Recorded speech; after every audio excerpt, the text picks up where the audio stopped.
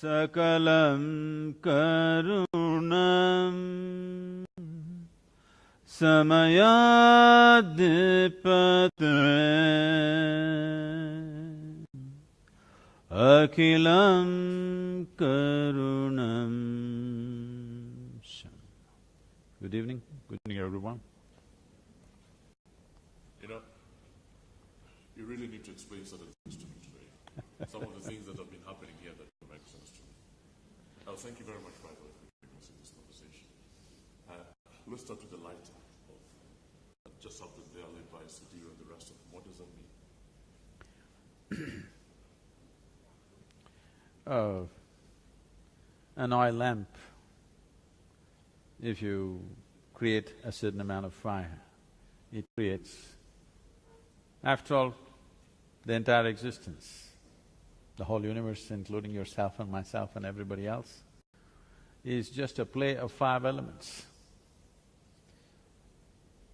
of earth, water, air, fire and space. So fire, just you get fired up. Okay. And then the chant, the 2-minute chant, and that was preceded by some motions of your hands. And this is me being curious. I'm sure there'll be a lot of other people curious about what's going on, so that we get a better understanding. Any curious people at all? Yeah? Almost everybody's curious about this. So, then the chant. What was the chant? What were you saying there? The chant is about this, birth is sweet, you know, we're born and life is on and suddenly a child is bubbling with life. It's a very sweet happening. But death is compassion. People think death is some kind of a terrible thing. I want you to imagine, suppose you can't die, what would you do? You're saying death is not a bad thing? Huh? It's not a bad thing, death? No, I'm asking you, suppose you could not die, what would you do? The best thing about life is, you will never fail because everybody shall pass.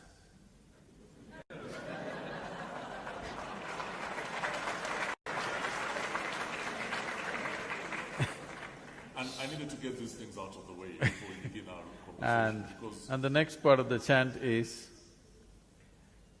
we may understand life in so many different ways.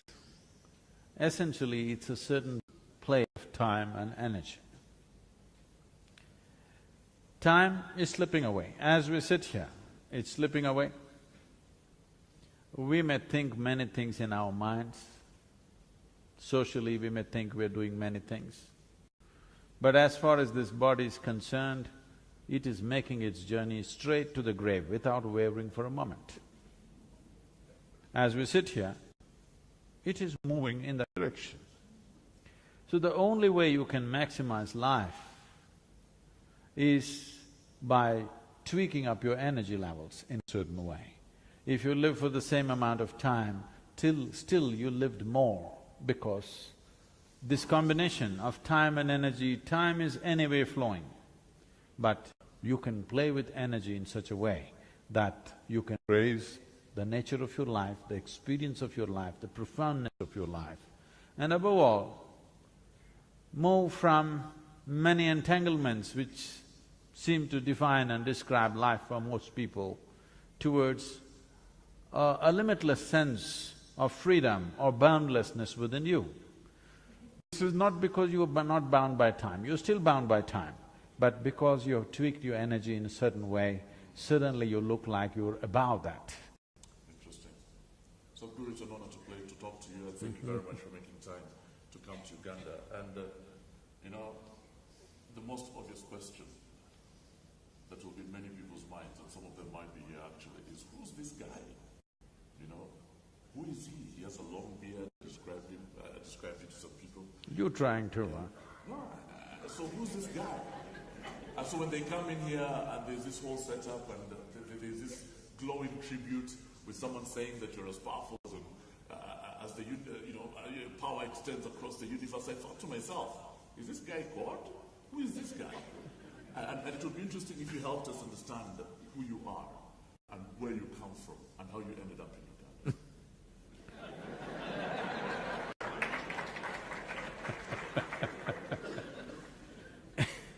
You're asking for a long story. We have time.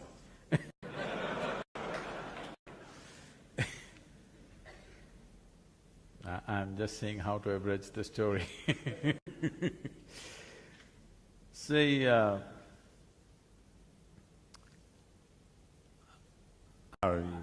grew up being a super skeptic. Super skeptic. I have a million questions about everything.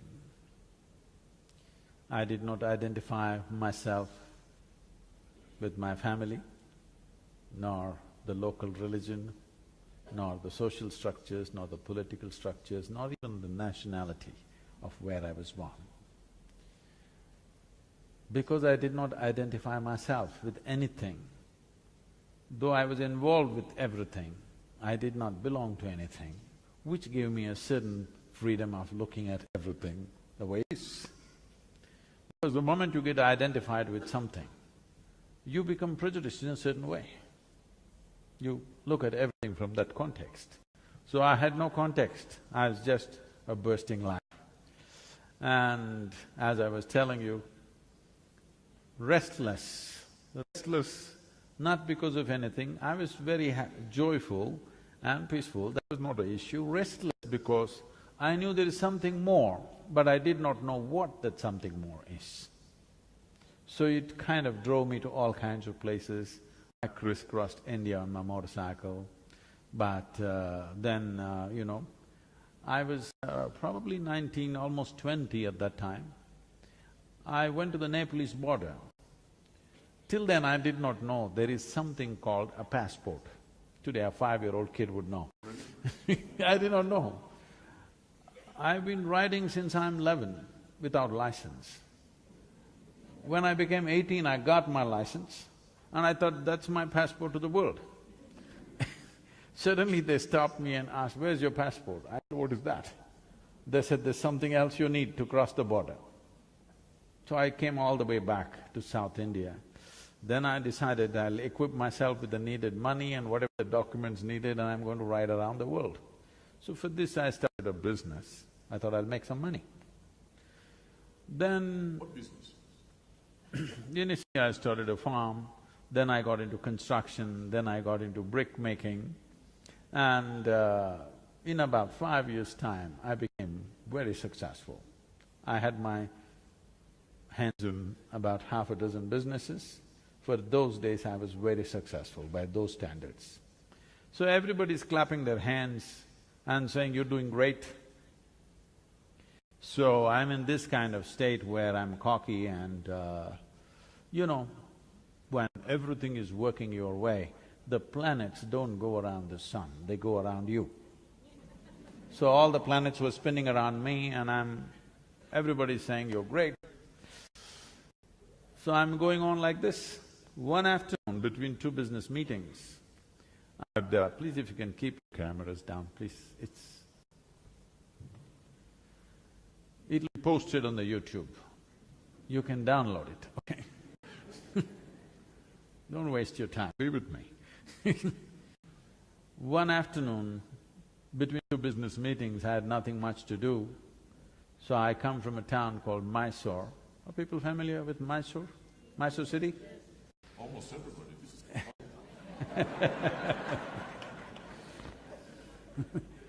is… So, there's a small hill in Mysore called Chamandi Hill. The culture and the tradition of the time, especially for the youth, was if we want to test our motorcycles, we went up Chamandi Hill. If we want to party, we went up Chamandi Hill. To party? Yeah. You used to party? Right now I'm always in a party. Can't you see? So, if you fall in love, you got to go up Chamandi Hill. If you fall out, you must go up Chamandi Hill. How many times? How many times did you make that trip? And if you have nothing to do, you have to go up Chamandi Hill.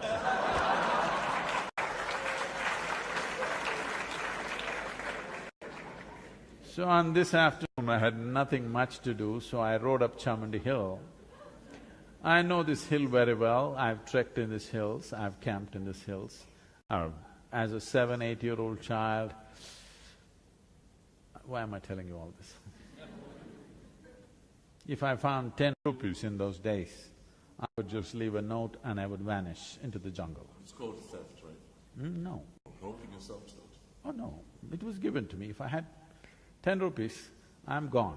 And from the age of 7, I earned my own pocket money right through. Never borrowed, never took any money from my parents, so don't worry about theft. The thing is, I went off into the hills. If I had enough food for 4 days, I'm gone for 4 days. They're searching all over, police complaints, looking all over the town. One thing they don't know is I'm in the jungle. Doing what? Oh, I walked around, familiarized myself with every other life. I caught a bunch of snakes, I caught all kinds of insects. I was learning life, paying attention to all kinds of life. There's more life in the jungle than in a Kampala, you know. More variety, I mean, and more numbers too. So I know this place very well. So that afternoon I went and sat up on a rock that was very familiar to me. My eyes were still open. I've been practicing yoga since 12 years of age, but that was mainly for physical prowess and mental prowess, which it definitely did give me. It did set me apart among any group of people, but I never knew there is something else to it. That afternoon I sat there, my eyes were still open. Till that moment, I thought, this is me and that is somebody. I have no issues with that somebody, but this is me and that is someone else. Suddenly I did not know which is me and which is not me. The very air I breathed, the rock I was sitting upon, the atmosphere around me, everything became me. I thought this madness lasted for about maybe 10–15 minutes, but when I came back to my normal senses, about 4.5 hours had passed. For the first time in my adult life, tears, me and tears were impossible. Tears are flowing to a point my shirt is all wet. I've always been peaceful and happy, life is working out the way I want, I'm young and successful and no problems. It is just that every cell in my body was bursting with ecstasy. Tears are just dripping like this. So when I shook my skeptical head and asked what's happening to me, the only thing that my mind could tell me was, maybe I'm going off my rocker. Which happens? So when I spoke to the closest of my friends and tried to tell them something is happening to me, they said, the questions that came to me is only this: what did you drink, what did you pop, you know? Why I'm saying this is, I had no context of any kind. Something was happening within me for which I had no any kind of knowledge. There was nobody around me to tell me what this is about. All I knew is, I have hit a gold mine and I don't want to lose it, because if I simply sit like this, 2 minutes, I feel it's 2 minutes, 7–8 hours have just passed away like that. Once I sat like this and I thought it's 25–30 minutes, but when I opened my eyes, 13 days gone by. You sat in one place for 13 days? Yes. I sat there only for 25–30 minutes in my experience. By the time I opened my eyes, there was a huge crowd. India being what it is, they were pulling my legs and asking what will happen to their business, when will their daughters get married, and all this stuff. And you still get a lot of that. When is my daughter getting married and what's happening to my business? I don't tell them when their daughters will get married. It's the daughter's business when she gets married.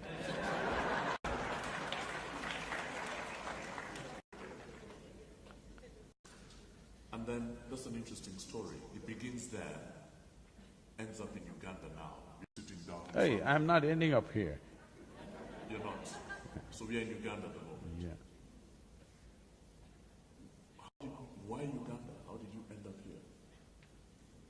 Okay, you say you're not ending up here, I understand that. But why Uganda?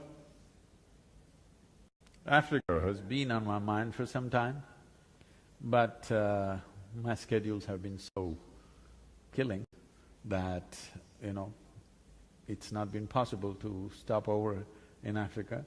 So when we thought which country, or when people started inviting us here, I always go everywhere by invitation, so the invitations here were strong. The Ambassador of India and the Mehta family and many others who have done programs, all the business magnates here, they all did their inner engineering some time ago because some of our teachers came here and taught programs. Since then, there has been a strong pitch. So, we took this week off and we're in Africa. Not just Uganda, I'm also touching Kenya and South Africa. Let's give the Sadhguru a round of applause, ladies and gentlemen. Wow. And now… Well, what's that for? Yeah, because you're here, you're welcome. Now let's talk about Uganda. When I was trying to prepare myself for this conversation, I was wondering, why should I be talking to you about Uganda?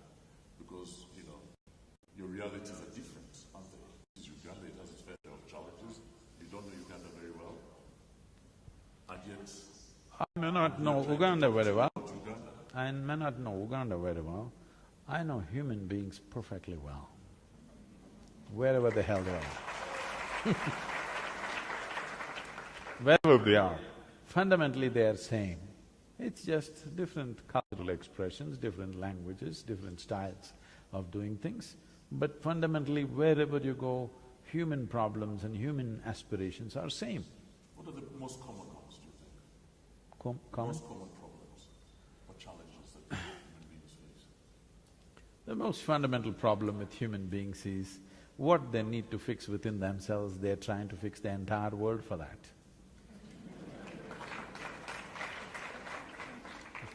This is happening everywhere. People are talking about world peace, but they can't sit in one place for 1 minute peacefully. But they're talking about making the world peaceful. It's never going to work.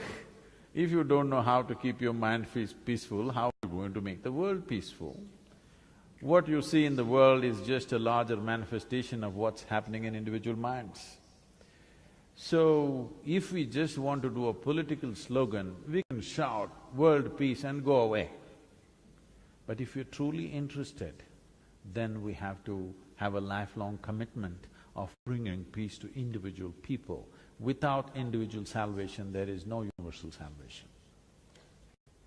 And you make an important point because, you know, Uganda is trying to transform itself. You're trying to come from where we are now, which is a country that's struggling in many respects. It's done well in many ways, but it also still has a long way to go. So it begins with the individual, doesn't it? So when you say a long way to go, where do you want to go? Do you want to become another state in United States? Is that what you're aspiring for? Yeah, President Museveni would have answered that question. No.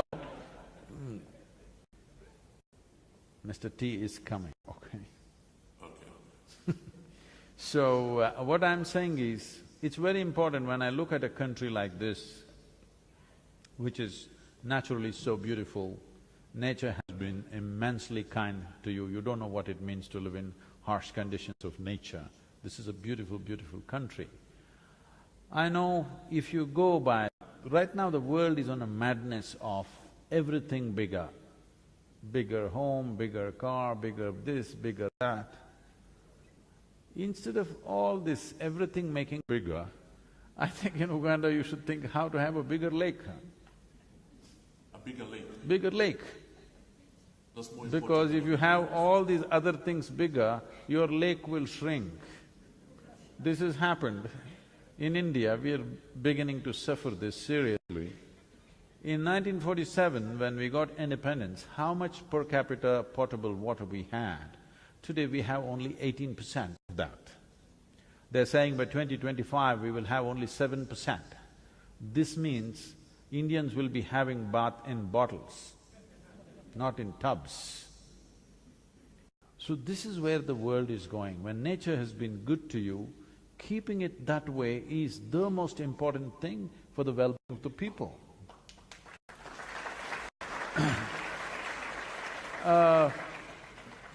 If the thing is for the human beings, if they're well-nourished and there is a beautiful atmosphere around them and their aspirations are tailored according to the nature of what's happening around them, it's better than to go the way America has gone, because I want you to understand, those aspirations and those standards were set up when they believed 5% of the people will rob the 95% of the people to create the comforts and conveniences that they have.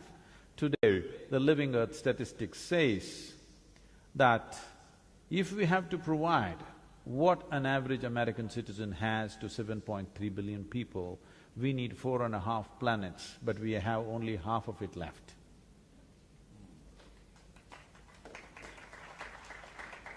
And as a result of that, you say that we need to make things smaller. I don't want to be like Sudhir. I want to have a big house. I want to own Munyonyo. I want to be able to send my children to the best schools possible. How do I do that while maintaining the balance that you're talking about?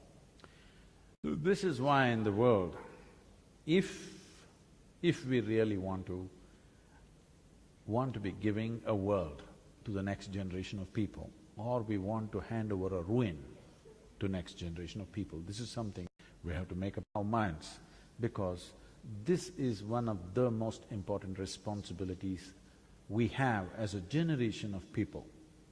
That is, see, first of all, we need to understand, we are just baton carriers. We are just a small pop-up on this planet and we will pop out, okay? So this small pop-up lives here as if you are the last generation on the planet. No, one of the most important things in our lives is how the planet was given to us, how life was given to us, how we are. We must leave the next generation in at least one step better place than where we are. Otherwise, we have failed as a generation, there's no question about this. That is easy to say when you have food in your stomach. Yes, that's why I'm saying. Without food in your stomach, I don't care about the future generation. Yes. I'm keen to make sure that my realities are taken care of. To have food in the stomach, you don't have to destroy the planet, you have to nourish the planet. Food comes from the planet, not from the supermarket.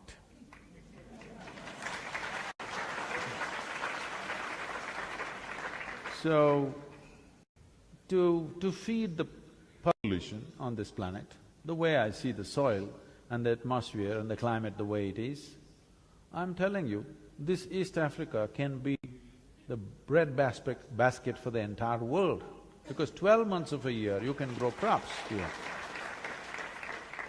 If you destroy this, you will not be able to grow food even for yourself after some time. This is happening seriously in India. We have a 12,000-year history of agriculture in South India. This is probably not known to most people. 12,000 years of agriculture. Certain communities have been farming the same land for over 8,000–10,000 years. But today, in one generation, the soil condition is becoming in such a way, there's an alarming situation that in 15–20 years' time, we may not be able to grow anything because the animals have been removed, chemicals have been pumped in, machines are roaring all the time. Machines don't replenish the soil. It takes animals, it takes plants, it takes trees to replenish the soil. So, who we are, the very body that you carry is just soil, isn't it? Hello? You must get it from me now, otherwise one day you will anyway get it from the maggots and it'll be too late. It's very important to understand who we are is just this soil. Now, it is easy to talk when there's food in the stomach. This is what I'm saying. To put food in the stomach for all the 7 billion people is not a challenge if we keep the planet in a certain way. And above all, at the beginning of 20th century, we were 1.6 billion people. Why have we become 7.3 billion people in 1 century? What's wrong with us? Irresponsible reproduction, isn't it? Now, one main reason is the life expectancy has increased on an average all across the world, which is a great thing. But when we learn to postpone death, should we also not learn to postpone birth? Does it make sense to you, I'm asking? unfortunately though, you talk about 7 billion people, you talk about the planet, but what about the individual? We come back to that individual and my individual interests. How do I best harness them or condition them so that they fit into society's interests? Because the truth of the matter is, the way the world is organized, certainly the world that I live in, it's a cutthroat competition. Everybody's competing for the resources we have. Everybody's trying to be a mentor, everybody's trying to be a Sudhir, and as a result, it becomes very difficult. So how do I, as an individual, then make sure that my contribution to society is one that benefits everybody? I know you've talked about the planet, but how do I do that? See, whoever you are right now, whatever you are right now, you would like to be something more than what you're right now. Yes or no? Hello, I'm talking to all of you. If that something more happens, what? Something more. If that something more happens, what? Something more. So in installments, you want to go somewhere, you want to expand. So because you're going in installments, let me hasten you up a little bit, and I will make you the king or queen of this planet. Don't look at me hopefully. Do I look like someone who will commit such a blunder? If I make you the king or queen of this planet, will you be fulfilled, I'm asking you? You will look at the stars. So there is something within a human being which is longing to expand. Because right now, you're so limited in your identity with your biology, with your physicality. Because of this, you're trying to expand physically.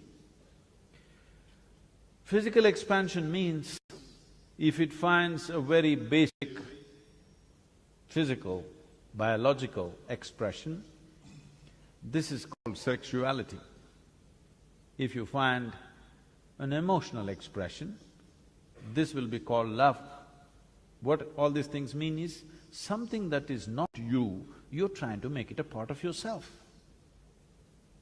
If it's a physical process, it's called sexuality. If it's an emotional process, it's called love. If it's a mental process, it gets labeled as greed or ambition or conquest or simply shopping.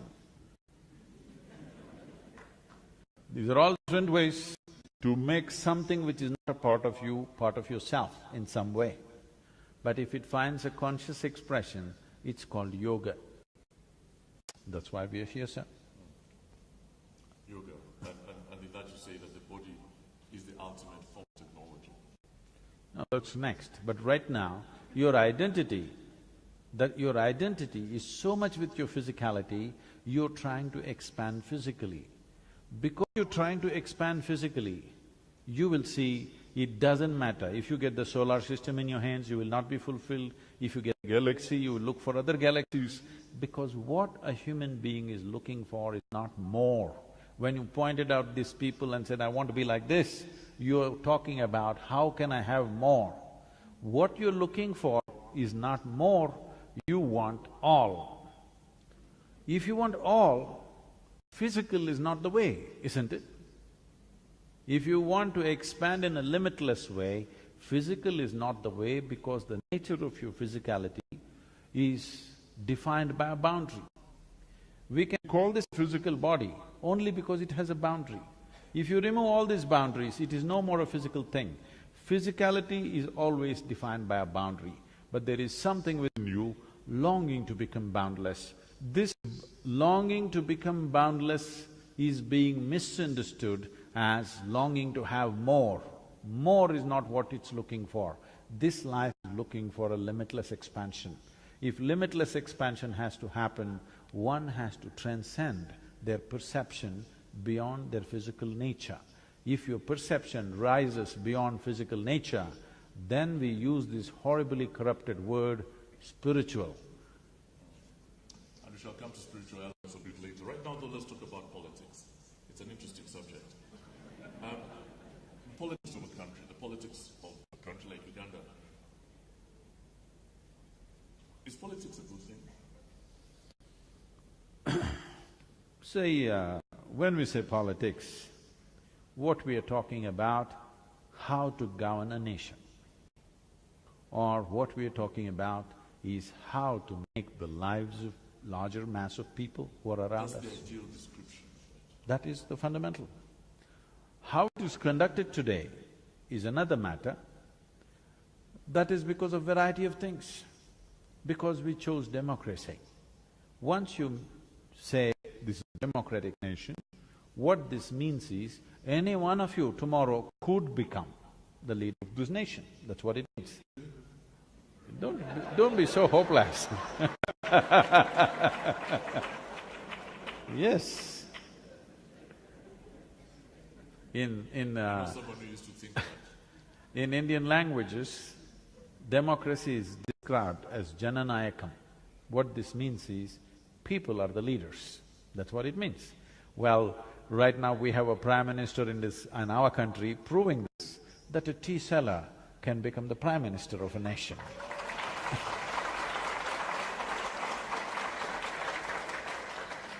So, anybody could become. Only thing is, you have to learn to work the system. And That you need to do. And the goddamn system is too convoluted in so many ways, because we must understand, even if for 100 years we are practicing democracy, it is new. In human mind, it is still new. Most people, I'm telling you, most people in the world are still looking up to somebody like a king. Because democracy is a functional reality only when each individual is having a considered vote. But in most countries, it is a committed vote already. Based on religion, caste, creed, tribes, it's a committed vote. Once it's a committed vote, it is feudalism in the guise of democracy. It is not just in, Asian countries or African countries. For example, if you go to America, people say, my grandfather was a Republican, my father was a Republican, I'm a Republican. I'm saying it's a committed vote. There is no consideration. Otherwise, how could… How do you describe a good leader? Do you know, as a matter of fact, I'd like you to do that with an example of a leader who you consider is a good one, and describe the traits, the elements that make him a good leader. See, a leader in a democratic society means, because his powers are limited and his duration… Did you say his powers are limited? They're limited. It is not like being a king or a dictator where he can do what he wants. Even if he's well-intentioned, his powers are limited because you have to convince… I don't know how many members of parliament and stuff you have here. In India, for example, you have to convince these 542 people, oh my God. Uganda is about 480. Okay. You're getting that. So, by the time you convince these 500 people to think in one direction, 5 years are over.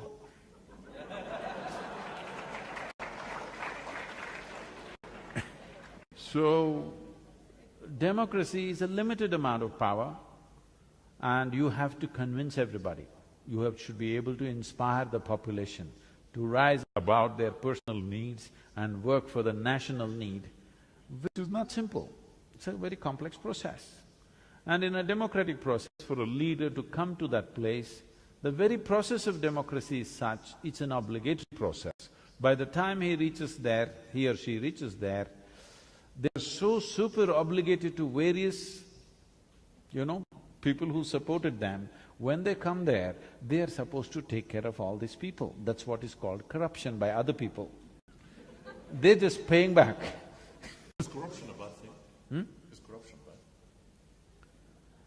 Corruption essentially means, for me, that your self-interest has risen above the larger interest for which you're standing up. That's what most politicians do.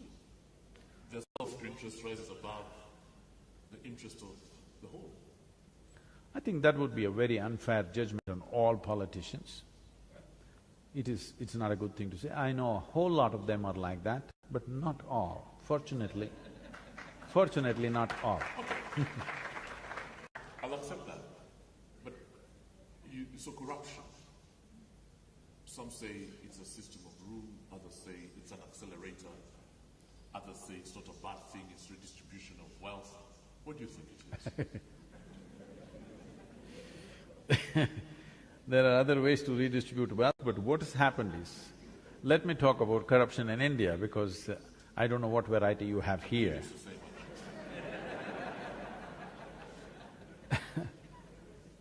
What has happened in India is, we inherited a whole bunch of laws from the British.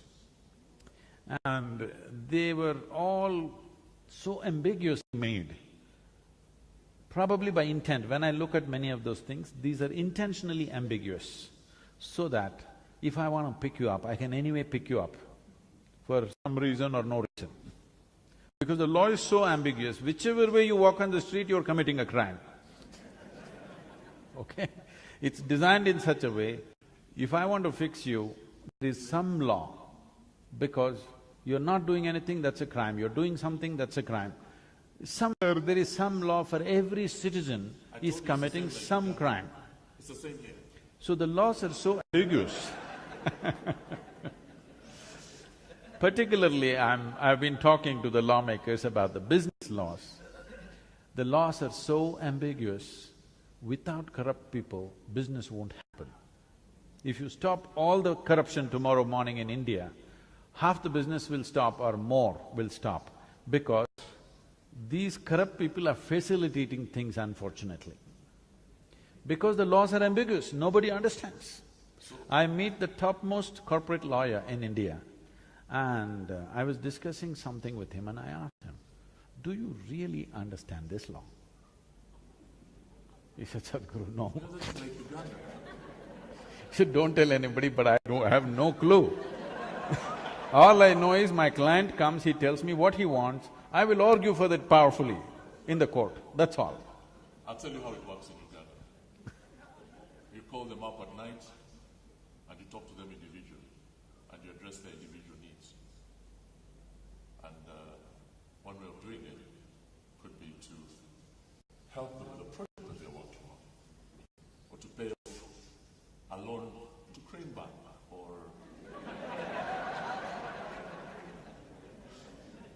or you know, I'm sure that's the same thing that happens in India, isn't it? But the key question is it a bad thing? That's what I'm saying. If we want to remove corruption, now they're talking about bribe givers and bribe takers, both should go to prison. So, Who will be there? I said 90% of the people will be in the prison because almost everybody has paid at some point. Who is not paid? Everybody has paid. So, this corruption as a industry, I'm calling it an industry because it's pretty well organized and well oiled. This corruption as an industry has thrived because nations have not invested enough in taking away the ambiguity in law. Clearly everybody knows where they stand. Now, if I'm doing my business and I know my law properly, you come and ask for money, I'm not going to pay you. Now you come, I don't know what kind of loss you got. I'm doing my business, I'm doing my best, but you come, and if I don't pay you, I don't know whether you're going to just fine me or handcuff me and take me, I don't really know. We could talk about politics and corruption all day, but I'm very keen to talk about… we are, like you said earlier, at a place when technology is extremely advanced. We're very concerned about trying to stick around a little longer. How do you maximize, how do you make sure that your lifestyle is healthy? It sounds like an innocuous question which can be answered by a doctor, but from your point of view… Now, a lot of doctors are not healthy. Lots of doctors are not healthy. They're not. Yeah. So in that context, with that in mind, health, good health, how do you achieve it? See, there are many ways to look at this. One fundamental way, the most fundamental way in which yoga looks at health is like this. This body as a composition of things is made up like this. It is 72% water, 12% earth, 6% air, 4% fire, remain is space, Akash it's called. Now, if you manage one element, that is water, 72% of your health and well-being is taken care of. There are two kinds of health issues. One is infectious, another is chronic. Infectious means it's an invasion from an external organism, for which you need a doctor. If you get an infection, you need chemical warfare. But 70% of the ailments on the planet are self-help. That is, they grow their own pet project within themselves because they've never paid attention to how the body functions, what is the nature of my existence. No attention has been paid, they're living by accident, so their being healthy or unhealthy also is by accident. When we say health, it is just that medically if someone says you have no ailment, it does not mean you're healthy. When you wake up in the morning, are you feeling alive and bouncy or not? It is a certain sense of wholeness. The word health comes from the word whole. You must have a certain sense of wholeness of body, mind, energy and the fundamental nature of your existence. If all these things are in alignment, now when you wake up in the morning, you feel like you're just born. If this happens to you, that means you're healthy. You may not be medically certified healthy, unhealthy, but still you may not be healthy because this is not health. Health means there is a certain sense of wholeness. All ingredients have fallen together properly and it's alive. If this has to happen, one thing is, there is a most fundamental process in yogic system called as bhuta shuddhi. That is, you start taking charge of the elements within the system. If you control the elements in the system, if you master the elements in the system, health is not even an issue. I can show you thousands of people who walked out of their chronic ailments without any treatment. We don't give them any treatment, just align your system in a certain way, this settles. Another way of looking at health is question of alignment. Every physical object in the universe, including your body, has a certain geometry to it. All physicality has a geometry to it. If the geometry arrives at a certain state of perfection, everything functions smoothly.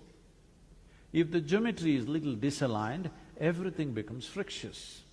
So what people are learning in the form of physical forms of yoga is not exercise, it is not stretching, it is not about having abs. It is about understanding the geometry of your existence. Today there is a theory in the scientific community which is called as a constructional theory. What they're trying to say is the design, the fundamental design of the atom and the cosmos is essentially same. We've been saying this for thousands of years, anda, pindanda, both are same. Because the way the amoeba is made and the way you are made, essentially the design is same. Complexity and sophistication has multiplied many times over, but fundamentally it is the same design. If it's the same design, getting the geometry of your body right in alignment with a larger geometry is important. If you get this geometry, then suddenly you find everything is happening smoothly within you, everything is in alignment, there is no friction. The functioning of any machine, the efficiency of any machine is just a question of how friction-free it is. If there is friction, the machine is inefficient. If there is no friction, it is functioning well, it lasts longer, it is a joy to have that machine, otherwise it's a misery to have that machine. That's a very interesting point. I'm now coming to one of my final sessions. Does anybody have any questions at all? If you do, please put your hands up because I'd like to identify you. There are a few questions, there are a few hands going up at this point. But right now, I want to talk about love. I want to talk about marriage. I want to talk about family. You decide which one, love or marriage or… Oh, that's interesting. That's very interesting because that was again the context in which I was looking at it. Marriage and love not importantly, not necessarily tied together. See, love is something that happens within you. Marriage is something that you do in the society with somebody. They're two different things, I'm saying. There may be love in your marriage, but there cannot be marriage in your love. That's actually true. When we say love, we're always thinking love means with somebody. I love this person, I love that person, I love that person.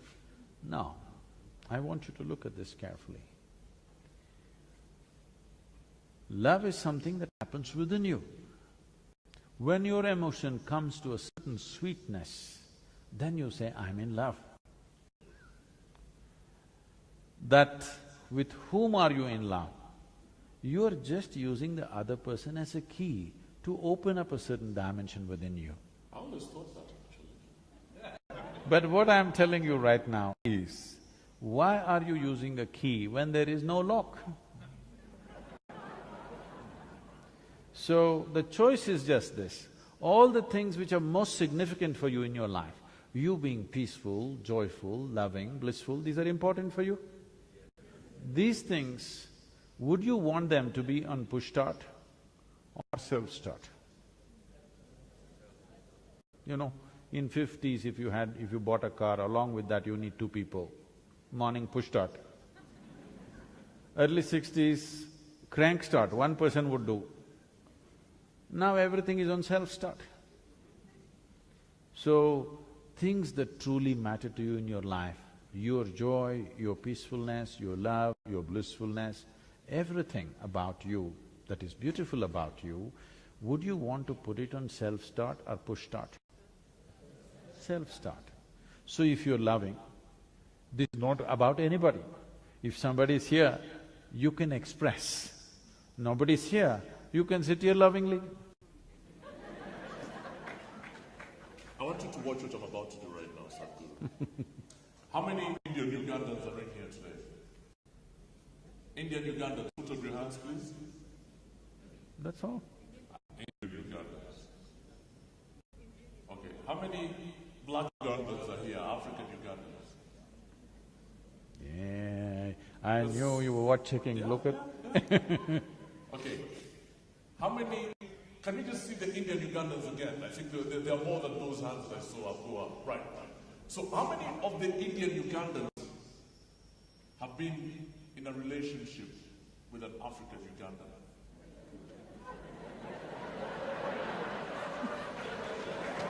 Aye, this is not a confession. Can I see a show of hands? There is one here. No, the thing about Indians is they will never confess such things in public.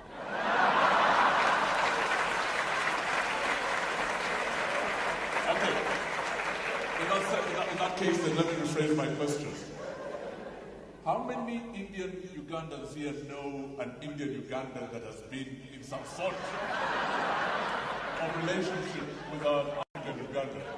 Okay, so there are more hands going up. How many black Ugandans or African Ugandans have been in a relationship with an Indian Ugandan? And there's such a small percentage, 0.01%. Where you find an Indian and fall in love? My point is, Sadhguru, and I need to report to you this, I need to report this to you. Indians just don't let us near their daughters. That is not just for Ugandans, they won't let even Indians get close to their daughters.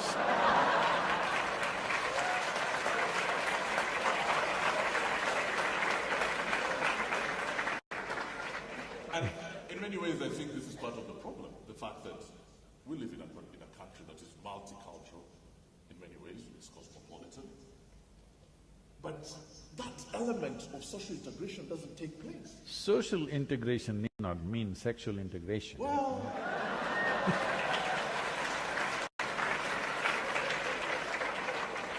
Now, first of all, let me define that word relationship. Why is relationship always of the body? So, probably for most Indians, and I'm sure it's true for many Ugandans, we have You can tell me who you're aiming at, then I can…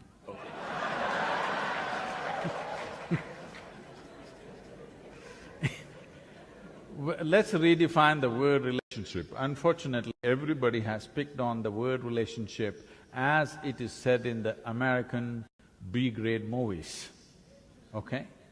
A relationship is of many kinds. We hold various kinds of relationship with people. And maybe one relationship is of the body, rest may have nothing to do with the body, but we have very intimate and close relationships with people where our bodies are not involved. So we can be friends, but I can't marry your daughter?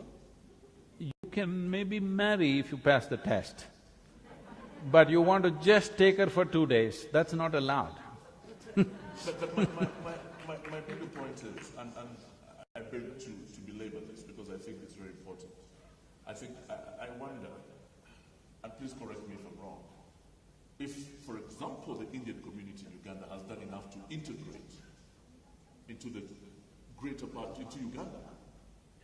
And because don't you think surely, where I come from, when you get married, you're bringing on another family, you become a little more cohesive, you become friendlier, you become warmer, you create a better understanding.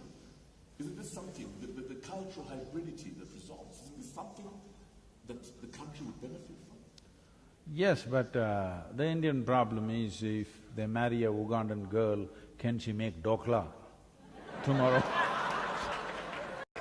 She can learn. It's not that simple. It's too complicated. No, it is not about… I mean, if you're looking at it as, are we in some state of discrimination, I don't think so. I'm telling you, even in India, even if they're in India, the whole lot of them are Gujaratis, they won't marry a Tamil person within the country. They won't marry a Bengali person. They won't marry an Andhra person. Somewhere if somebody falls in love, it may happen, but generally they would like to marry in their own community, in their own thing, because this is the way they have known life for thousands of years about preserving talent and culture within that. So why this was so is… See, we are talking about times when there were no universities to impart skills and knowledge. So right now, if there is a blacksmith, he wants to marry only a blacksmith's daughter, not a goldsmith's daughter, because she will be little dainty and fanciful, she won't last in the blacksmith's house. She won't last. So if this marriage has to be enduring, because they're looking at children, till the children grow up, the husband and wife should be together. I mean, they're thinking of a lifetime, they're not thinking of a few years. So they're very conscious about putting it through all kinds of screens because they're thinking of marriage as a lifelong partnership, not a brief encounter. That doesn't make it a good thing. I'm not saying it's good or bad, I'm just saying why. They may not be opening up their doors of marriage. They don't open their door, Gujaratis will not open their doors of marriage to Tamil. Tamil people no way will marry Gujarati. Yes, they will not. Maybe individual people, out of interaction, young people meet each other, it may happen, but families will not do it. Now things are changing a little bit because it's becoming difficult to find your own kind, so people are doing something, but it'll still take a long time because there are many aspects to this. It's very difficult to explain. Because, see, if I go in United States to somebody's house, I just smell the seasoning in the house, and I say, "You're this community, isn't it?" They say, "Sadhguru, how do you know?" I said, "The seasoning." Because in a particular community, it smells in a particular way. Another community which just lives in the neighborhood, they make seasoning in a different way. And these people can't stand that and they cannot stand this. Their tongues have been cultured to like only this. Am I saying, is this good, is this bad? This is not the way. It is great that there are so many varieties of people and they've distinctly maintained this for some time. Today a time has come in the world where people have to integrate, but it need not be made compulsory. Let it happen at its own time.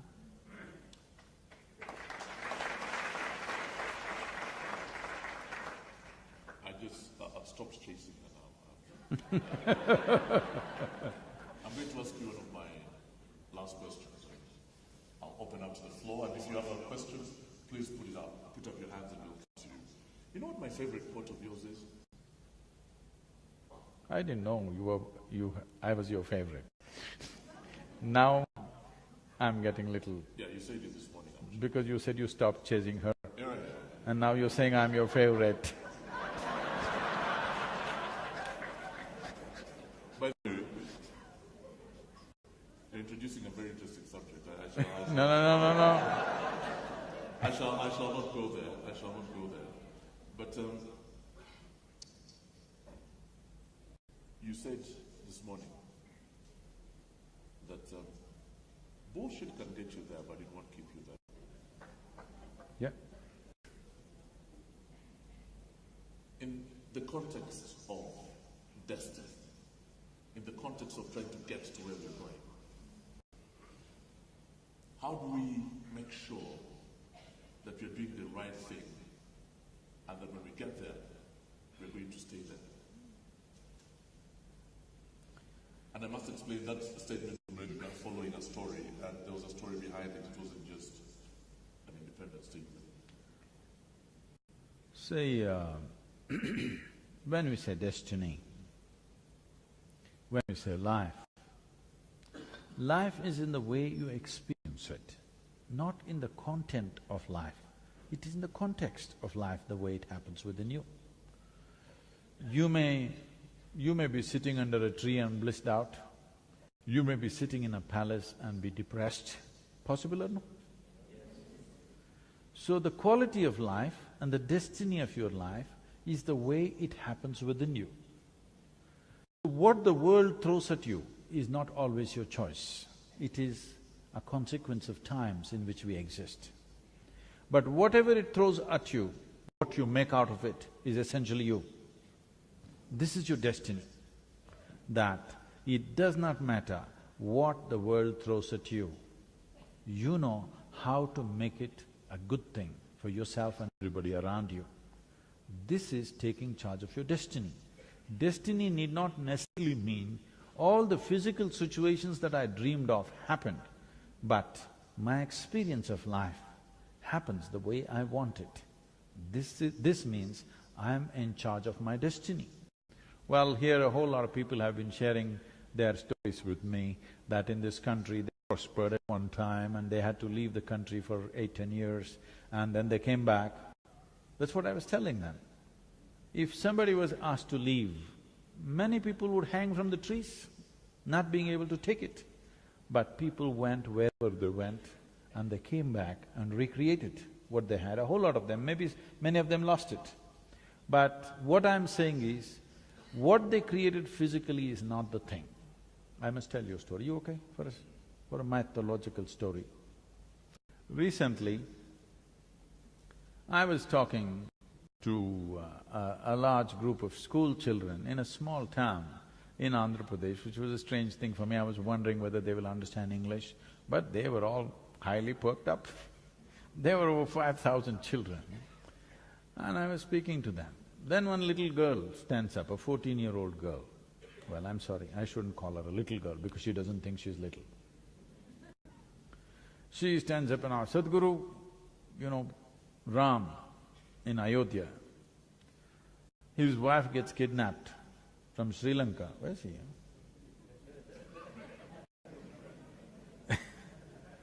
Why are you pointing at Mr. Kannada? Because he's Sri Lankan, he kidnapped. Oh.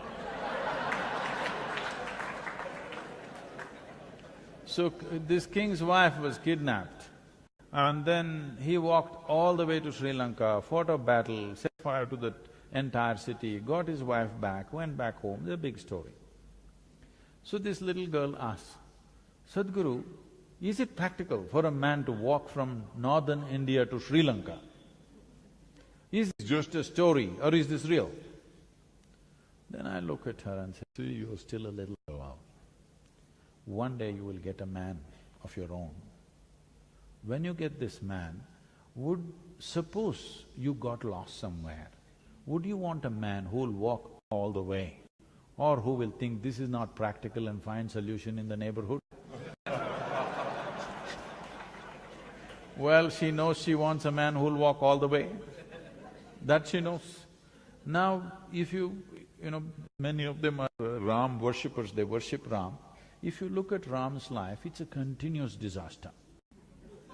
Yes, he is a king because of some political reasons, he goes off into the jungle with his newly married wife. She is a princess, not trained to live in the jungle. Seeing their plight, his brother, leaves his wife and children and travels with him to support him in the jungle. It's a disaster. I know you might have seen some movie where Sita doing that in the forest. No, you do one thing, just by yourself you go and live in a forest for 3 months. You will see what'll happen to you. It's another game altogether. So then she's there and this guy comes and kidnaps her and takes her to Sri Lanka. And then he goes, fights a battle, brings her back, again some political situation, she is pregnant, and at that time he again takes her and leaves her in the jungle all by herself. And no sonogram, so he doesn't know whether it's a boy or a girl or boys or girls. She delivers twins, 2 boys, he doesn't know.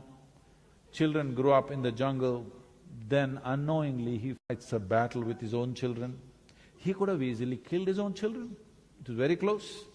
Suppose unknowingly you killed your own children. Do you need a bigger disaster in your life, I'm asking? It's the worst kind of disaster, isn't it? It almost happened, fortunately he could not kill them. But then she died in the jungle, he never ever got to see her again. This is not a success story, but they worship him, not because he's a big success on the outside. No matter what happened, he did not lose his balance, he did not become resentful, he did not become hateful, he did not become angry, he did not lose his composure. No matter what life threw at him, he maintained who he is. So this is what we call as destiny. His destiny is totally in his hands. Life can do whatever, but he will do only what he has to do. This is taking charge of your destiny. Thank you very much, and right now I'd like to And as a culture, they all learn to bow down to that quality, not just success in the world. He is a big success as a human being within himself. For that we are bowing down. I'm opening up the floor now to questions. I'm going to start with the gentleman over there. Could you just put your hands up if you'd like to ask questions? Quite a few hands going up. Let's start with you, sir. If you can stand up and introduce yourself. Well, my name is Old Man of the Clan. I am told that you are a guru of yoga. I would like to know from you, what animal is yoga? What? What animal? Annie? Animal is What yoga. is yoga? Oh. And how can it be useful? Why should an old man like me care about it? And No, I didn't get that part of the… What animal is yoga? What is yoga, basically? Okay. person Oh, asking, what is yoga? okay, all right. And why should I care about it? What is its value? I'm seriously ignorant about it. The second question is, what is the purpose of life? How do I know that purpose? How do I pursue it? How do I find it and how do I live it? Thank you.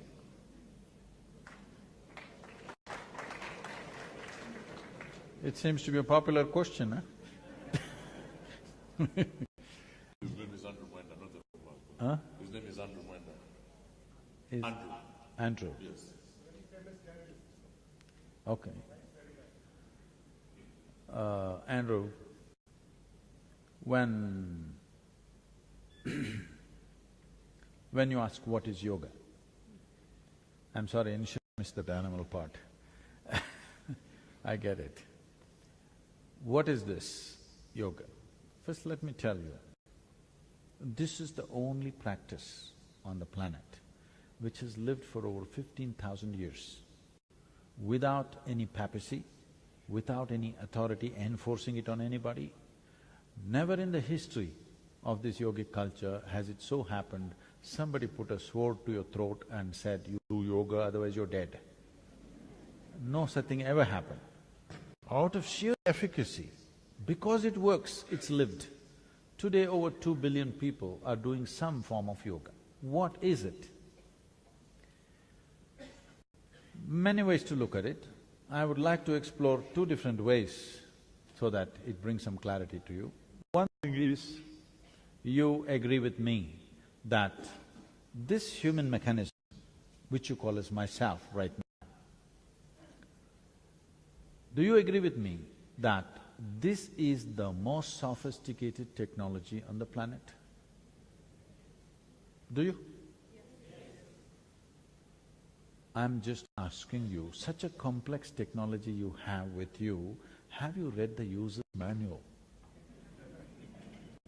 So one dimension of yoga is to explore the user's manual which is written into the system, so that you know how to explore the full depth and dimension of what this life is about. If you explore the full depth and dimension of what this life is about, this second question, what is the purpose, would be very easily answered.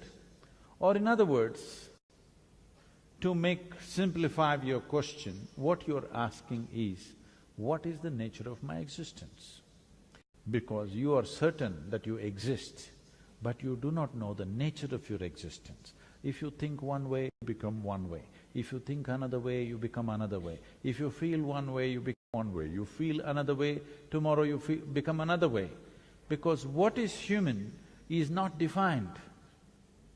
If you had come as any other creature, we know what is a earthworm, we know what is a grasshopper, we know what is a tiger, we know what is a lion, but we don't know what is a human being, isn't it? Being human beings, you don't know what is a human being because nature has left a certain freedom for you. With every other creature, nature has drawn two lines within which they have to live and die. For the human being, there is only a bottom line, there is no top line. This means there is a limitless possibility of exploration. When we talk limitlessness, definitely we must leave the physical behind, isn't it? Because physicality is the dimension of the limited. Physicality is always of boundaries. When we utter the word limitless, we must understand we want to transcend physical nature.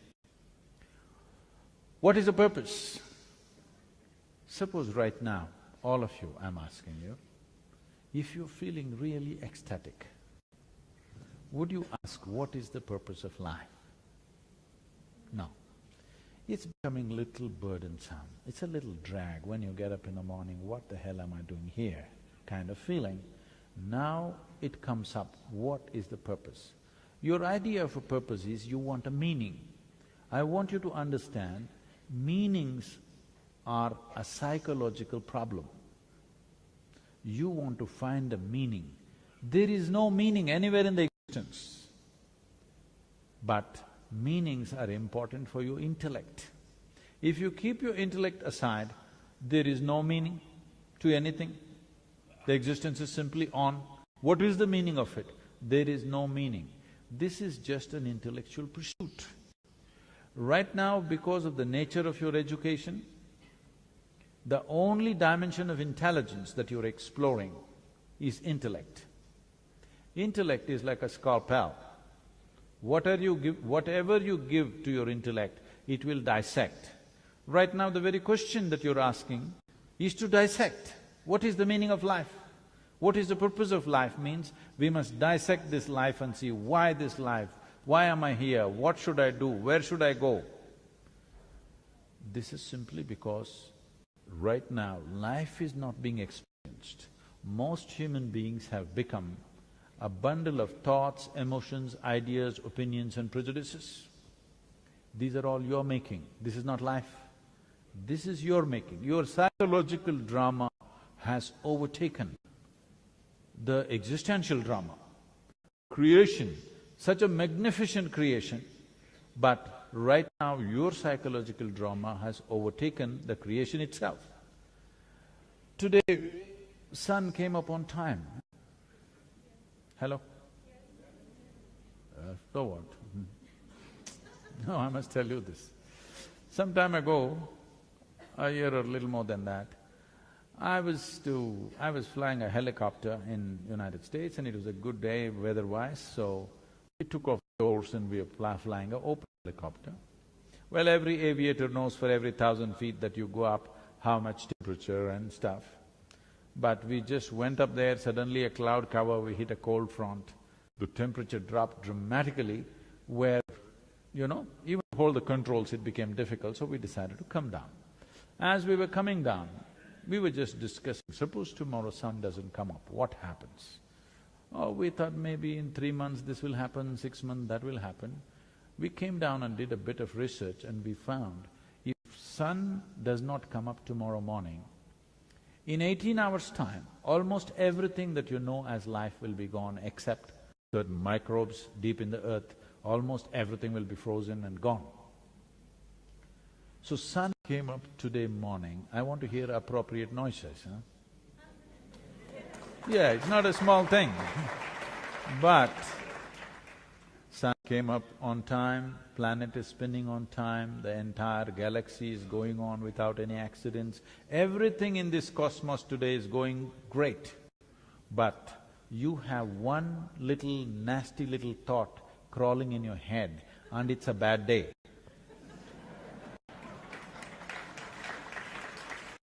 So, when your intellect overtakes your experiential dimension, then you will start thinking, what is the purpose of life? Because life is a purpose unto itself.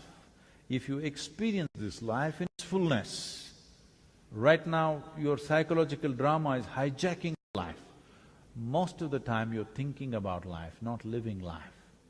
I want you to go back to the greatest experience in your life, whatever was the most exhilarating experience in your life. Suppose right now you were in that moment, would you ask me, what is the purpose of life? The moment you ask this question, immediately people will come up with these God-given purposes that everybody has. The moment whenever I have seen, whenever someone says, God told me this, you can be very sure a disaster is unfolding. Yes. Whenever people spoke these words, disasters were unfolding around them. So, I want you to just look at this. First of all, this convoluted idea has been taught to human beings that existence is human-centric. No, this solar system is a speck in this cosmos. Tomorrow morning if this speck vanishes, nobody will miss it, believe me. In this tiny speck of a solar system, planet Earth is a microspeck. In that microspeck, Kampala is a super microspeck. In that you are a big man. Now, this is not a simple problem. Right. Thank you very much for that. Any more questions? Let me take the question from the lady here. We need to tell him about the animal, the zoo of yoga. Yes, the zoo of yoga. Yeah. Another dimension of yoga is this. As you sit here, this is me, that's you, distinctly clear, isn't it? No confusion between you and the person sitting next to you. 100% it's clear, this is me, this is somebody else. But you are inhaling and exhaling. What you exhale, somebody may be inhaling, what they exhale, you are inhaling. At least what you exhale, the trees are inhaling, what the trees exhale, you are inhaling. If you stop this transaction because you thought you're too much of a solid state, this is the end of you. This is not just in respiration. This is happening even in your subatomic particle level, that there is a transaction going on with the entire existence. I want you to just look at the reality we are in. We are sitting on a planet, round in shape, that on the equator, we are sitting like this. you know. Suppose you got your high school globe to your house and sit on it, you will be sitting like this. It's an odd way to sit, on the equator. At least you must migrate to North Pole, where you could sit firmly. You're sitting like this and the damn planet is spinning, and in the middle of nowhere, you don't know where it begins, where it ends. Here we are sitting here and thinking, what is the purpose of life? Now, who you are right now, it's like this. Let me give you an analogy. As school children, when you were children, you might have blown soap bubbles. Did you? Andrew? Soap bubble, huh? Did you blow soap bubbles? That's okay. So, when you blew a bubble, this was your bubble, this was somebody's bubble, distinctly there. But when it burst, what was the major content of this bubble? The air within. Where is my air and where is your air? There is no such thing. Even now there is no such thing. You are just imagining that this is me, that is you. Till you're buried, it looks like you won't understand. If you understand right now, your life will transform. If you get it at that time, it's a bit too late. Okay. Yoga means to obliterate the boundaries of your individuality. As you sit here, if you can obliterate the boundaries of your individuality and begin to experience everything as myself or myself as everything. Suppose you sat here in this hall and experienced all the people in this hall as you experience the 10 fingers on your hand. Because I want you to understand, whatever the content of this body was not you some time ago, it's just the food that you've eaten. It is the soil which has become food, it is the food which has become flesh. It was not you yesterday, today it is you. So what is not you, you are able to make it yourself simply because you include it into the boundaries of your sensations. So yoga means to be able to expand these boundaries in such a way that if you sit here, you experience the entire universe as yourself. If you sit here and experience the entire universe as myself, then we say you are in yoga, not doing yoga. Then you are a yogi. So this is the purpose of yoga, because not that this is something that we've invented. This is the way life is happening. Life is not happening as individual. This is one big cosmic life. You can blow your own soap bubble and have a sense of individuality. The magnanimity of creation is such, though you are a puny little nothing, it gives you a great sense of individuality for a period of time. So enjoy that, but don't get lost in it, because that is not your nature. Right now you've blown a bubble, enjoy the bubble, but you must know this air is constantly in moment. If it is not in moment, it'll suffocate. So yoga means to consciously obliterate this. As I was telling you, whether it's sexuality or love or ambition or conquest or yoga, essentially the goal is same. In some way, you want to make this bigger than what it is. But if it becomes bigger, it wants to become bigger. So yoga means you learn to obliterate the individual boundaries so that you can experience the entire universe as myself. This is not a philosophy, this is not an ideology, this is the way existence is happening. If you experience life the way it is, then you can handle life most efficiently. If you do not experience it the way it is, but you have your own psychological drama which tells you something else, then with the simplest things people are confused. People don't know how to handle their thought and emotion even today, after 50, 60 years of life, simply because they have not seen life the way it is. They are imagining things which are not there in their psychological space. So yoga means to know reality, to perceive reality just the way it is. If you perceive everything just the way it is, your ability to conduct life is greatly, greatly enhanced to a point where other people think it's superhuman. Essentially, it is about realizing the immensity of what it means to be human.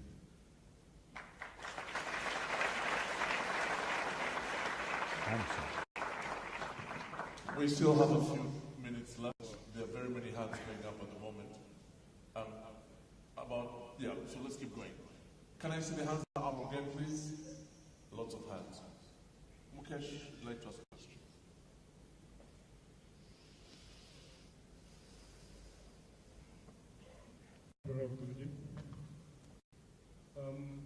This question I'm going to ask is not, I've heard the answer before, but I would like this question to be answered as a group for the benefit of a lot of Ugandan friends and colleagues and associates who have invited here. Because during the time of passing invitations, many of them point blank declined. So this is, yoga is to do with Hinduism. So Sadhguru, if you can please explain, is yoga specific to a belief system or a particular religion? Thank you. A friend of mine actually told me when I invited him over that I'm a follower of Christ, so I can't come. So that's an important question that Mukesh is asking. So, for the followers of Christ, let me say something. He said many things, or today people say he said many things, but some things we are sure he said, rest of it we don't know. On the way there are entrepreneurs, you know.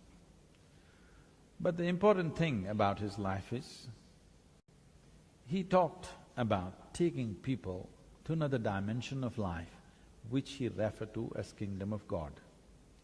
Everybody thought it's up there.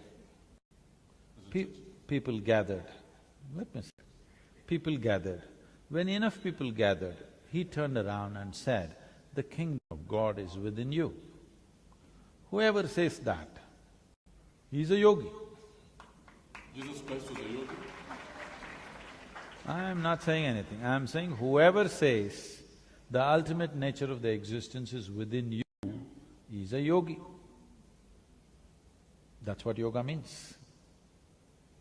So, what he said, what he did not say, I have not made a study of it, I do not know, but people have been telling me this is what he said. If he said this, he must be a yogi, because unless you're in that experience of inclusiveness, you wouldn't say that. He definitely did not read a yoga text, he must have experienced. I was gonna say that, yeah, maybe he didn't read it. He did not read that. It is from an inner experience that he's saying it's within you. If he says it's within you, this means he's a yogi. So what kind of a yogi is? Well, he's Middle Eastern, so he's of a certain kind, he speaks the language of the time and the area. Whoever came anytime, in India, thousands of yogis came. The reason why thousands came is, this land developed a certain discipline that if somebody talks about dimensions beyond our experience, we should never persecute them. This discipline they brought into the culture. Because of this, every generation produced thousands of enlightened beings, everybody saying their own thing in their own way, but ultimately talking about the same reality. But in this part of the world or wherever he came, he stood out because generally persecution was the way. Apart from organized religion, if anything else was said, he would be dead. That's a normal thing. Well, it happened to him also, anyway. It happened to him also, a horrible way of ending his life. Even today, I see when I go to certain countries, I'm not abusing anybody, I'm just asking a few questions. If I ask a few questions, in some countries they stand up and tell me, you will leave this country head first. That means horizontal, that's what they mean. I tell them, everywhere I go, I always go head first. You also should learn this, head first. Now, about this yoga being Hindu, it's like this. This is a profound understanding of human mechanism. If you say yoga is Hindu, gravity must be Jewish. The word Hindu means this. There is a Himalayan range in the northern part of India. In the south, there is an Indian Ocean. This is called Himalaya, this was called Indusagara. Hindu means the land that lies between the Himalayan ranges and this Indian Ocean was called Hindu.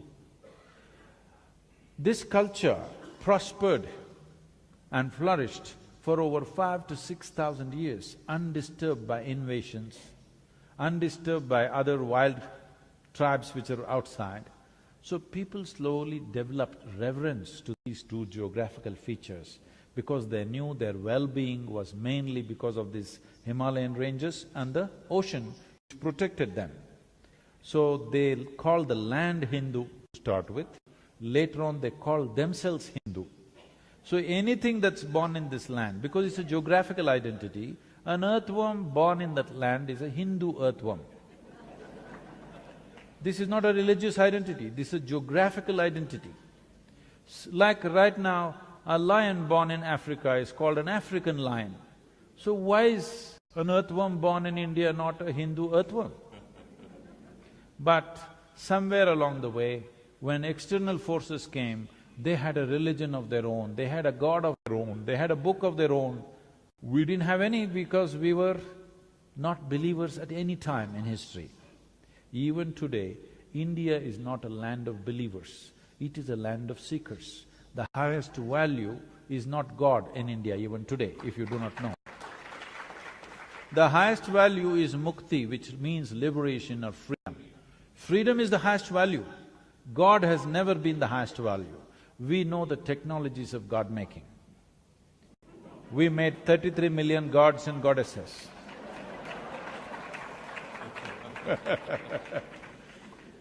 Because we understood how to create a form and energize it and make it work in a particular way for us. But never, ever that culture propagated a god up there, a book which tells you what to do. Everything is a debate. Even when people who were recognized godly, when they came, there were no commandments, there were only debates, endless debates. Even today, Indians are still debating. In the same vein, therefore, is there such a thing as an afterlife, or is this it? You want to know what happens after death? Yeah. Some things you know best by experience.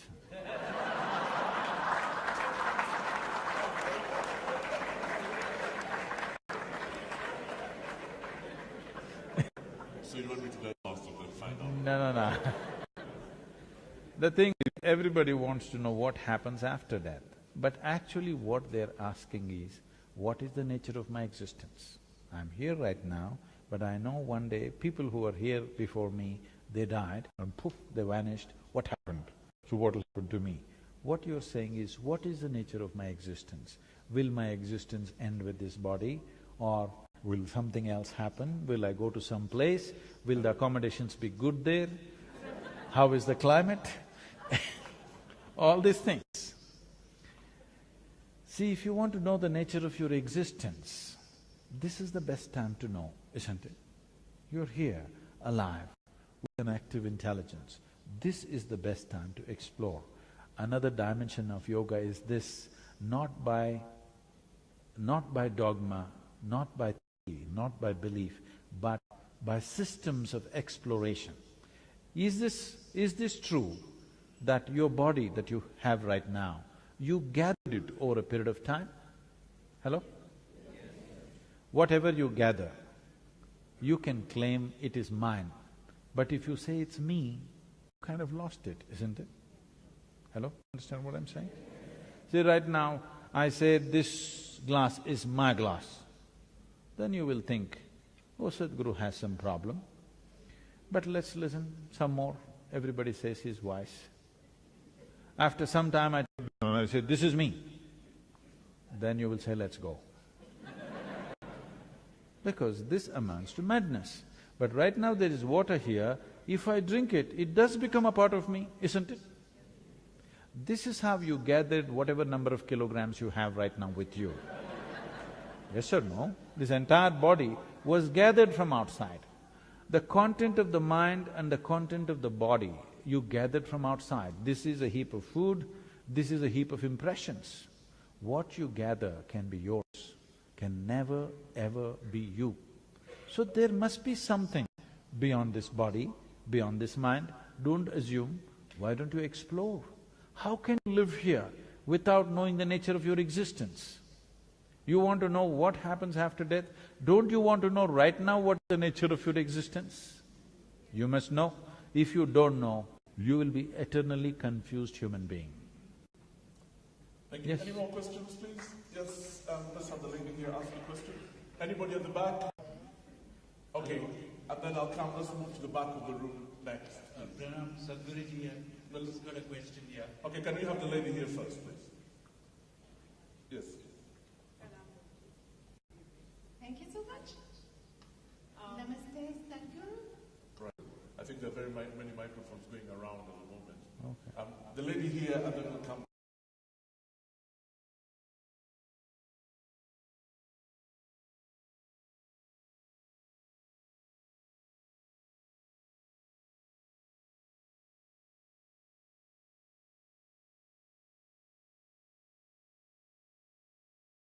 I wish I could tell you briefly, but I'll tell me briefly about it. Ubuntu, of course, is the fact that we are all human beings and we are all we are all one, basically. Oh, you're talking about yoga? What do you call that? Undu? Ubuntu. Huh? Ubuntu. That's yoga. Yes. But the difference may be, in yoga, we have systems and methods through which we can experience, we can bring you to an experience of Undu, the methodology. But right now you may have a philosophy of oneness, but you don't have a method. The thing is to teach a scientific process through which you can come to that state of what you call as Ubuntu. Guruji, how Ubuntu has been explained to me is essentially, I am who I am because of who we all are. So I'm a reflection of Alan and Alan is a reflection of… Oh, no. I wouldn't take that seriously. So Guruji, can we take it to Vasudeva Kutumbakam somehow? No. Between Ubuntu and Vasudeva Kutumbakam, do you think there is See, commonality? do not try to reduce everything into your slogan. This is a dangerous process. Yes, but the interconnectedness of humans. Thank you very much. Before you answer that question, can I have the lady that stood up and then the gentleman, please? I'd like to have as many female voices in here. And then, yeah, what's your name and what's your question? Okay, so Namaste, Sadhguru. My name is Rochelle Batanda, and I'm a storyteller. You talked about the body's ability to heal itself, and I had this question in mind. It's about the Kundalini. Now, can you ignite the Kundalini to heal the healthy body of diseases? And would you encourage somebody with really complicated illnesses, like heart disease, to ignite their Kundalini to heal themselves? Thank you. Are you Ugandan? Yes, I'm Ugandan. I'm of Engo clan. She's a Muganda, she's from my tribe. But what she just talked about, I have no idea about.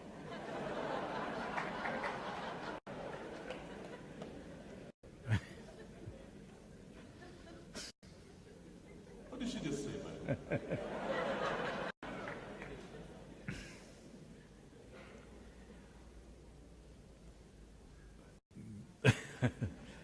This is… the thing is, the Indian languages have an elaborate vocabulary to describe different dimensions that function within you. The English language has phenomenal vocabulary to describe the outside, but when it comes to the inside, it's very poor. But the Indian languages, particularly Sanskrit, she's picked up one word from that, it has an elaborate… Huh? The word exists. Yes. So, Kundalini means a certain… Right now I am speaking, this is Kundalini, the energy behind this is Kundalini. You are listening, that is also Kundalini. A dog is barking, that is also Kundalini. A flower is blossoming, that is also Kundalini. Or in other words, that energy which makes everything happen in the physical creation is called Kundalini. So what they're right now referring to is, there is an entire system called Kundalini Yoga, to maximize this energy. Because generally in most human beings, to eat, sleep, reproduce and die, a minuscule of this energy is active means it's good enough. If you raise this energy, then what is happening is, in the composition of elements, you're trying to change the fundamental composition of how you're made. That is, you're trying to increase what is called as akash. This means your perception will enhance, because only what you perceive you know, rest is just imagination. Right now, our modern education systems have surrendered to information. After some time, you will see, information means nothing, because you seem to know everything but you don't know anything. Right now, we know about health, but they tell me the world's food industry is $7.6 trillion. The world's pharmaceutical industry is $7.2 trillion. They're saying by the end of 2017, the pharmaceutical industry will overtake the food industry. That means we'll be eating more medicine than food on this planet, and we are healthy. We know so much about health, but we don't know how to be healthy. Like this, because information only gives you a sense of knowing something, but you cannot really make it happen in life that way. It is okay with material things, but when it comes to life, information doesn't take you anywhere. Probably your grandmother lived with much more life sense than with all the intellect and education that most people have today. Simply because there was life sense, everything was by experience. So Kundalini, when we talk about it, we are trying to raise the energy. Now can it heal ailments and this? We must understand this much. This entire body was created from within, right? I hear you eat a lot of bananas, but by eating all the bananas, you didn't go bananas, you became human, all right? So, whatever you eat, there is something inside which is capable of manufacturing this body. When the very source of manufacturing this body is within you, if there is a repair job to be done, is it best to go to the manufacturer or to the local tinker? If you have excess with the manufacturer, you would go to the manufacturer.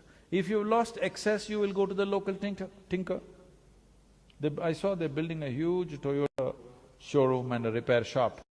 So if you have excess, you will go to the Toyota showroom when you have a Toyota. Otherwise, you will go to the local guy who fixes everything with a hammer. And,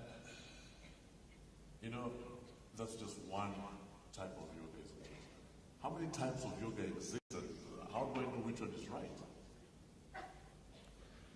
On a certain day, 4 people were walking in the forest. One of them was a karma yogi, another was a gnana yogi, another was a bhakti yogi, another was a kriya yogi. What this means is, if you employ your body or physical action to reach your ultimate nature, we call this karma yoga, yoga of action.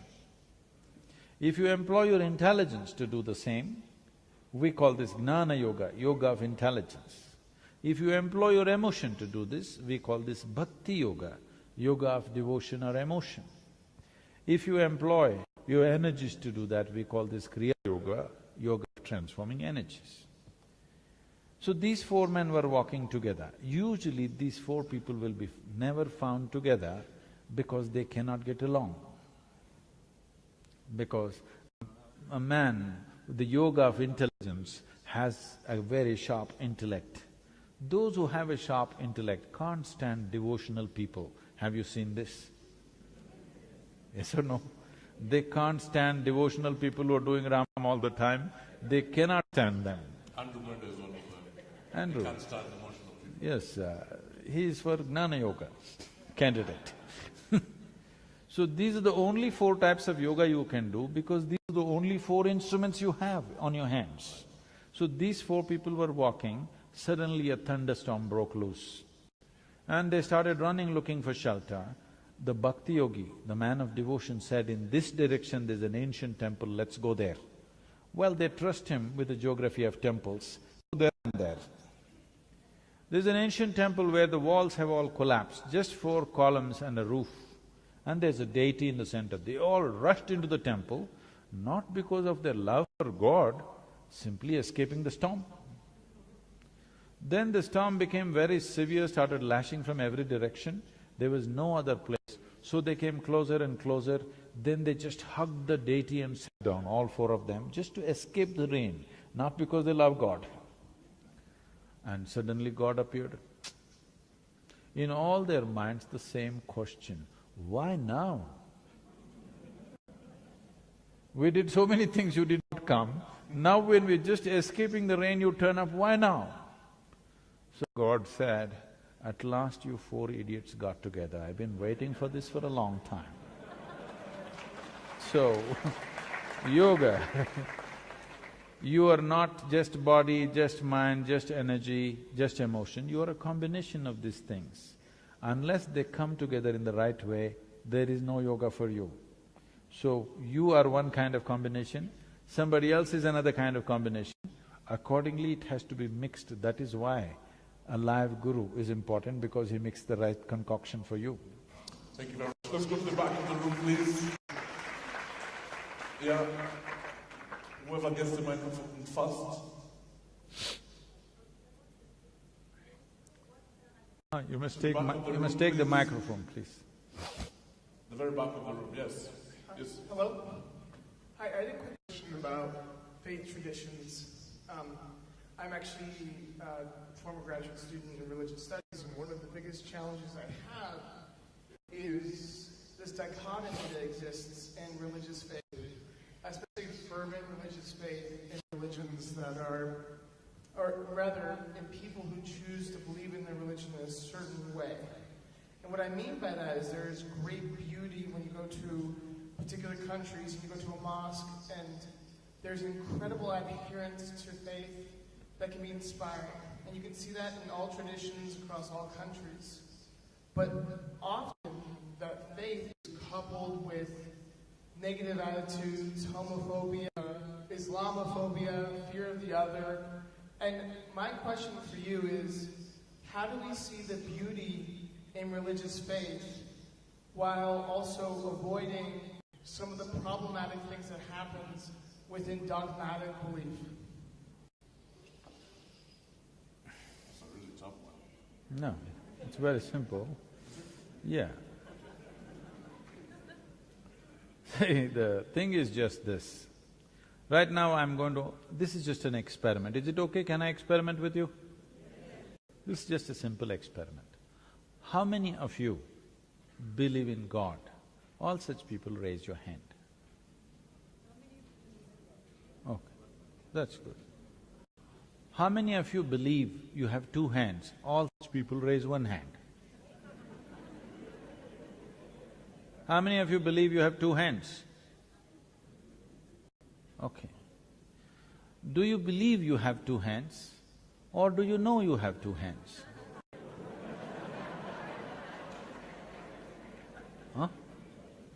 You know you have 2 hands, isn't it? If somebody who starts an argument with you and tries to prove to you you have no 2 hands, and suppose the argument becomes too overwhelming, and he's about to prove to you that you have no hands, one slap in the face, he will know that you got hands. So with hands you know, with God you believe. I'm not trying to take it somewhere else. I just want you to understand, belief essentially comes still because humanity has not become sincere enough to come to this, what I know, what I do not know, I do not know. Yes? Everything that you do not know, you must believe, because belief gives you confidence. This is the biggest disaster on the planet, confidence without clarity. What you need is clarity about life, not confidence. If you cannot see, right now I want to walk through you, all right? But my vision is not clear, but I'm a very confident man. I'm going to walk through you, but I can't see properly. Am I a disaster or no? If I can't see properly, I must at least go gently. I cannot see properly, please help me through this. If you do not have clarity, at least you must have hesitation about what you're doing. You have no clarity but you have confidence is a disaster. Humanity has suffered immensely for this. Maximum amount of bloodshed, maximum amount of hatred, things have happened like this. I want you to know this. People may be projecting it this way, that the fight in the world is between good and bad. Like you also tried to describe there's good part, there's bad part. The fight is not between good and evil. The fight is always between one man's belief and another man's belief. Why is it? Why is it we cannot come to a place that we can admit what I do not know as I do not know? What is the problem? You will have a much more sincere, straighter world. Once you realize I do not know, the longing to know, the seeking to know cannot be put down. It is the nature of human intelligence. If you do not know something, you will want to know it. Now we are talking about… see, you're not talking about God, you're not talking about heaven. You're always talking about the nature of your existence, isn't it? Who the hell are you? How did you happen? This is the question. Because you have no answers, you're inventing all kinds of things and believing it. It may give you confidence, it may bring you together with people, you may sing, you may dance, but you will also fight because it is invariably bound to happen. For the last 2,000–3,000 years, you have seen how many wars have happened. Because you believe one thing, somebody believes something else. I think it's time humanity matures into this level of sincerity. What I know, I know. What I do not know, I do not know. I want you to realize the immensity of I do not know. If you see I do not know, the longing to know, the seeking to know, and the possibility of knowing becomes a reality. Otherwise you just believe something. Can I tell them a small joke, Alan? Yeah. Because this is serious stuff, you know. A small joke. Small joke. There were two young boys, very energetic. When young boys are very energetic, they're in constant trouble. And they are. The parents are very embarrassed because the entire community is discussing their children. But you know how to produce them, but you don't know how to fix them, isn't it? So not knowing what to do, they decided to take them to the local parish priest. Because together they're very strong, they decided to take them separately. So they took the younger boy first, made him sit down in the priest's office, and the parents left.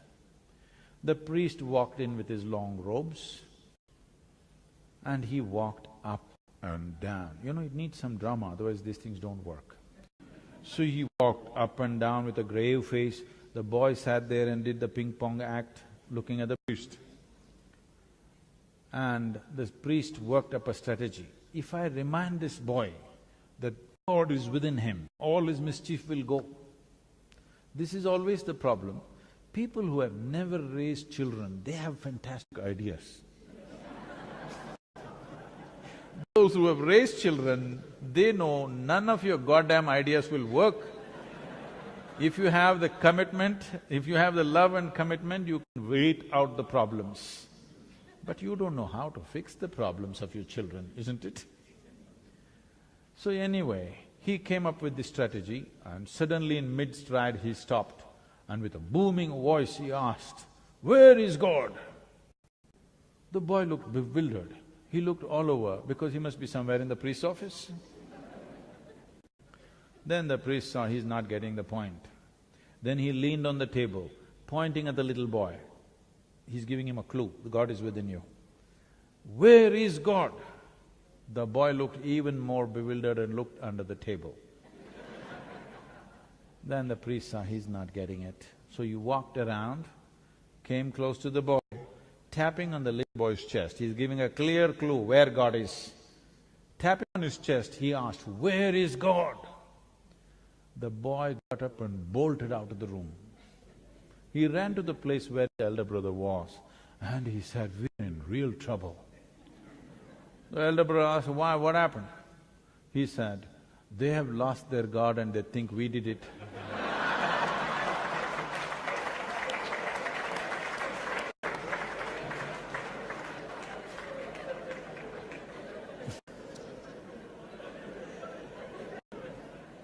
I'd like to take a few more questions, but we're pressed for time. So I'm going to try to wind up this conversation. There's so many hands still going up. I'm not sure what we'll do about that, but very many hands going up.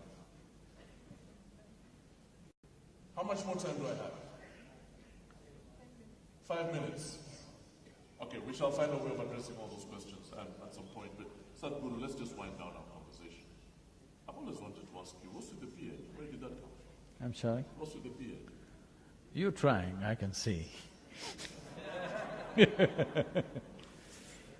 I thought everybody knew about this. This is something that grows on every man.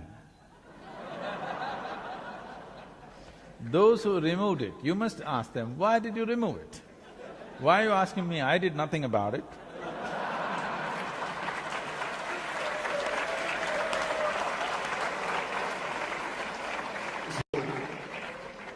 You just did shave then.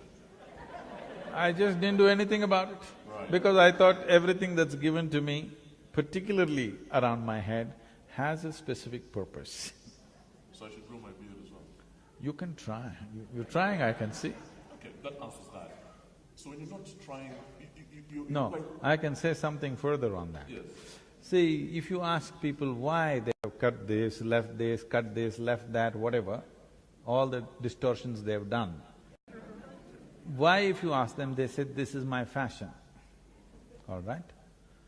So, it is not about fashion, it is essentially wherever there is no pain in your body, this is what you do. Suppose there was no pain in your nose, I'm sure in the name of fashion you would have stripped it in many different ways. Suppose there was no pain in your entire body, I'm sure in the name of fashion you would pull out your intestines and swing it. If there was no pain, you think people wouldn't do it? They would do all kinds of things. Or in other words, right now, for most human beings, it is not their sense which is preserving them, it is their pain which is preserving them, which is not a good way to live. That's interesting. And when you're not offering this amazing wisdom and insight, you're riding motorbikes and riding fast cars. What's the fastest you've ever driven by? 342. 342 kilometers an hour. What were you trying to do? Kill yourself? No. I'm not a foolish driver, I'm a good driver. And I know that you love Indian classical music. What other music do you listen to? Do you listen to Lady Gaga, hip-hop, or… There was a time when rock and roll was everything. My parents were steeped in classical music, but we hated it, the children, me and my brother. We would turn up rock and roll at full volume, just so that this classical music by accident doesn't enter my ear and pollute me, okay? This is how I was. But it happened to me, I became meditative over a period of time. One day I was on my motorcycle, it was in the Mysore University. This was such a distinct and powerful experience for me. And I was just riding. I heard a powerful sound, some musical instrument that I can't recognize. It just gripped me like that and just drew me. It's not like I decided to go there. I just went, there's an open-air theatre, I just rode up that place and I parked there and I just looked. And somebody was playing, today I know it is a Rudraveena.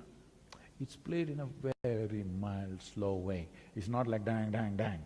It's like dong, dong, it's going… This sound just gripped me from within. I just sat there on my motorcycle, tears were coming out of my eyes, just the sound was just destabilizing everything inside me. It just shook me through and through. From that day, suddenly my ear for classical music just evolved into a big possibility, and today we are… one of the major music festivals in India happens in the yoga center. The rock and roll was important because it moves your body and boom, boom, boom. But once you become still within you, suddenly this classical music, when I say classical, the Indian classical music is made in such a way, if you listen to it carefully, you will see your body will become still and erect. You will see people unknowingly will sit like this, I must tell you this. This is about 10 years ago, when we first started this school, home school. I went there, all these 6.5-year-old children, in the morning assembly I went there to see them. They're all like this, like this, like this, like this. I said, why are these kids like broken tops? And I thought what to do with them. I just taught them the 7 notes. Sari, Gama, Pada, Nisa, these 7 notes. 12 minutes a day. I'll tell you, after a month and a half I go there, they're all sitting like this, unmoving. That's the impact it has on the system. A proper arrangement of sounds, because sound is a reverberation.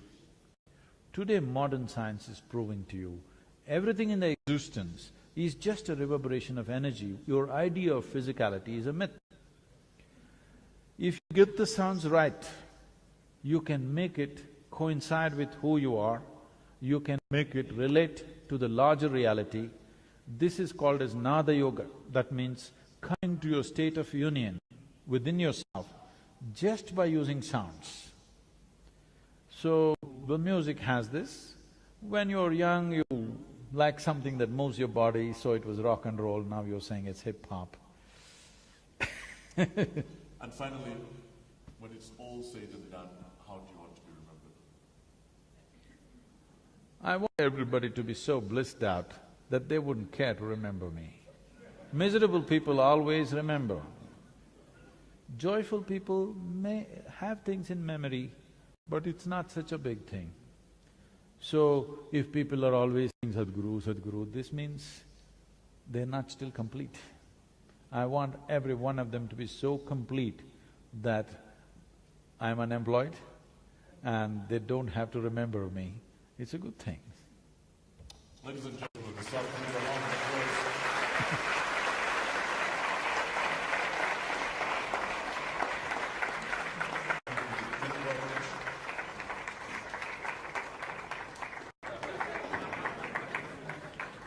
And I was going to say thank you very much for being such an amazing audience. And apologies to the people whose questions we couldn't take today. And the Sadhguru will be conducting, will give you a little more information in a few moments about how one can interact with the Sadhguru. Again, my name is Kasujja, and thank you very much. Thank you.